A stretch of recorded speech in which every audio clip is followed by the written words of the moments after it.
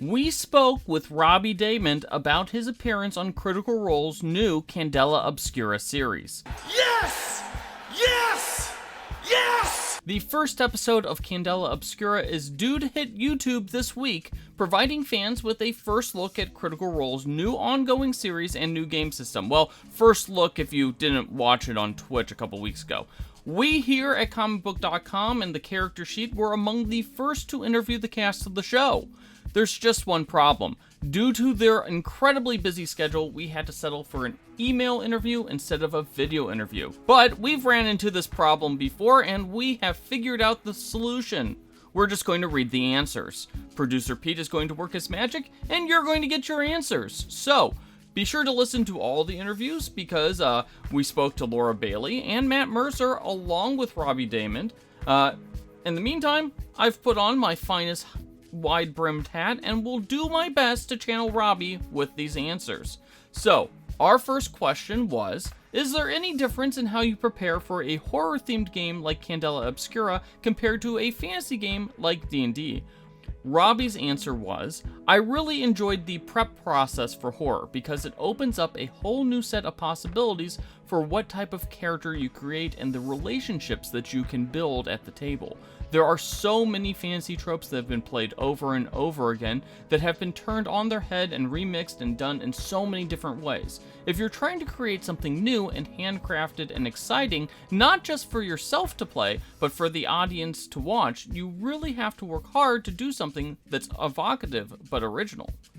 I feel like with horror, there's just less content out there in the tabletop RPG space, especially getting to play a brand new system like Candela Obscura, where I had a really great time crafting Howard and making choices for him that were morally gray, off-kilter, and making his relationships always raising an eyebrow about what's going through Howard's mind. So hopefully we created something that is enjoyable for everyone to watch and not too spooky that they have to turn it off. Our second question was, were there any additional challenges to preparing for and playing in a game that hasn't debuted? Was there more of a learning curve compared to when you play new games on stream that aren't D&D?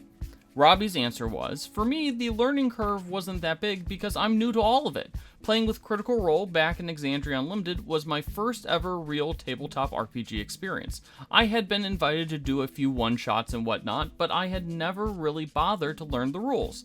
That said, it's all Greek to me, and I'm just so grateful to have the best teachers in the business. Having the creative team behind Candela like Spencer and all of the rest of the team, and then having Matt there at the table supporting the players, and you couldn't have a better pathway to success than the creators at Critical Role. So yeah, absolutely a learning curve, but I love games, so once we got into the swing of it, it was just so natural. It's a really fun system. Our next question was, are you a fan of horror movies and stories, and how did that impact how you prepared for and play in Candela Obscura?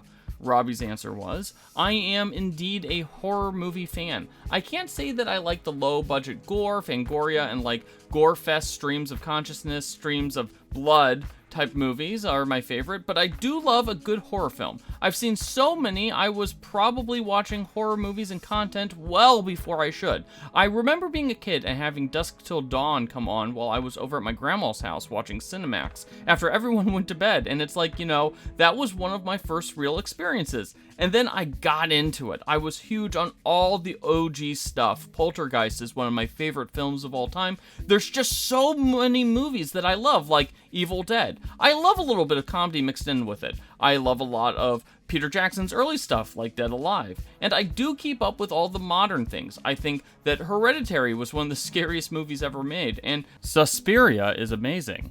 That said, I know this is a little bit different, where you got to have your personality shine through from time to time. So I really wanted to create a character that felt like it was in a horror world, but that I could still express myself and not make it so scary that it was unwatchable. I do think my knowledge about horror movies and coming up with new and spooky ideas and imagery made that a little bit easier. Our next question was, Candela Obscura is set in a world very similar to the real world. Were there any real-world inspirations that you drew from when prepping your character? Robbie's answer was, Did I pull real-world inspiration? Oh man, how much do I want to give away? Keep in mind, this was before the first episode aired. Well, yeah, I absolutely always do. I like to add little Easter eggs and touchstones. The touchstones to my characters that are like homages to some of my favorite people, although they're not those people, let me be very clear. My character in the show is a PhD college professor, as is my mother. Yes, I have a doctor mom. And I am a former part-time instructor and master degree holder, so I wanted to play something that I knew and thought dabbling in the world of academics would be fun. In creating my character's backstory, I was able to make some choices that were compelling for me and allowed me to make strong decisions at the table. Also, his first name is Howard. I'll let you guys figure that out.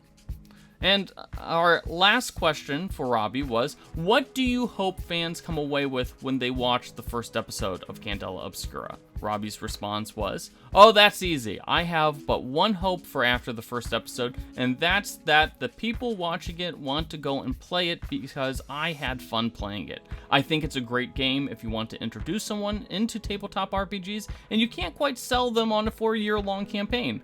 The missions are sort of the standalone experiences that you can also tell a really compelling continuing story through. So my hope is that we fade to black and the credits come up and that you run and download the quick start guide, because honestly, that's a big part of what we're doing out here.